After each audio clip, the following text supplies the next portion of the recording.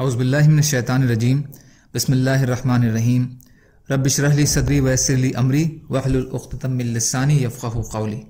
ریاض الصالحین دوسرا حصہ، احادیث نبی صلی اللہ علیہ وسلم۔ کسی ظاہری نعمت کے حاصل ہونے یا کسی ظاہری مصیبت کے ٹلنے کے وقت سجدہ شکر کے مستحب ہونے کا بیان۔ حضرت سعید بن ابی وقاص رضی اللہ تعالیٰ عنہ بیان فرماتے ہیں کہ ہم رسول اللہ صلی اللہ علیہ وسلم کے ساتھ مکے سے مدینہ جانے کی نیت سے نکلے، تو جب ہم ازورہ جگہ کے قریب پہنچے تو آپ اپنی سواری سے نیچے اترے اور دونوں ہاتھ اٹھا کر کچھ دیر اللہ سے دعا مانگی۔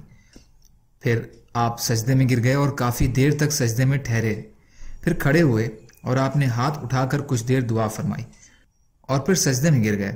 اس طرح آپ نے 3 بار کیا اور فرمایا، میں نے اپنے رب سے سوال کیا اور اپنی امت کے لیے شفاعت کی تو اللہ نے مجھے میری امت کا 1/3 حصہ عطا فرمایا، تو میں شکر کے طور پر اپنے رب کے سامنے سجدہ میں گیا۔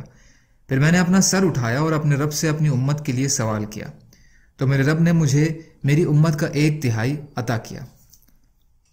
میں پھر شکر کے طور پر اپنے رب کے لیے سجدے میں گر پڑا۔ پھر میں نے اپنا سر اٹھایا اور اپنے رب سے اپنی امت کے لیے سوال کیا تو مجھے آخری 1/3 بھی عطا کیا، تو میں نے اپنے رب کے لیے سجدہ کیا۔ ابو داؤد۔ فائدہ: اپنی امت کے لیے سوال اور اس کے لیے شفاعت کرنے کا مطلب اس کے لیے مغفرت اور اسے جنت میں داخل کرنے کی دعا ہے۔ اس حدیث کا مطلب یہ بیان کیا گیا ہے کہ امت محمدیہ صلی اللہ علیہ وسلم کے تمام لوگ آخر میں جنت میں چلے جائیں گے، جہنم میں ہمیشہ کے لیے نہیں رہیں گے۔ کوئی اپنے بڑے گناہوں کی سزا بھگت کر، کوئی شفاعت کے ذریعے اور کوئی اللہ کے فضل خاص سے۔ یہ مطلب بے شک اپنی جگہ صحیح ہے کہ جو دوسری احادیث سے ثابت ہے اور اہل سنت کا یہی عقیدہ ہے، لیکن یہ حدیث سندن صحیح نہیں ہے۔ ضعیف سنن ابی داؤد رقم 590، اروا 474، ضعیف جامع صغیر رقم 2079۔ لیکن سجدہ شکر جس کی مقبولیت کے لیے امام نووی رحمۃ اللہ علیہ نے یہ حدیث نقل کی ہے، دوسری احادیث سے ثابت ہے۔ اس لیے خوشی کے موقع پر یا کسی مصیبت کے ٹلنے پر شکر میں سجدہ کرنا جائز اور صحیح ہے۔ حضرت کعب بن مالک رضی اللہ تعالیٰ عنہ کی واقعہ صحیح بخاری میں موجود ہے کہ جب ان کی توبہ قبول ہوئی تو اسے سن کر وہ بارگاہ الہی میں سجدے میں گر گئے۔ یہ روایت کتاب کے شروع میں گزر چکی ہے، رقم 21 باب توبہ۔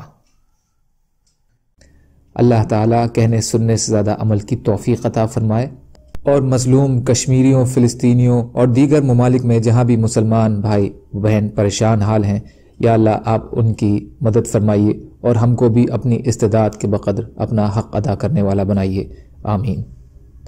سبحان اللہ و بحمدہ، سبحانک اللہم بحمدک، اشہد ان لا الہ الا انت، استغفرک و اتوب الیک۔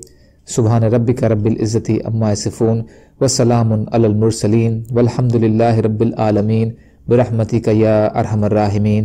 لا الہ الا اللہ محمد رسول اللہ۔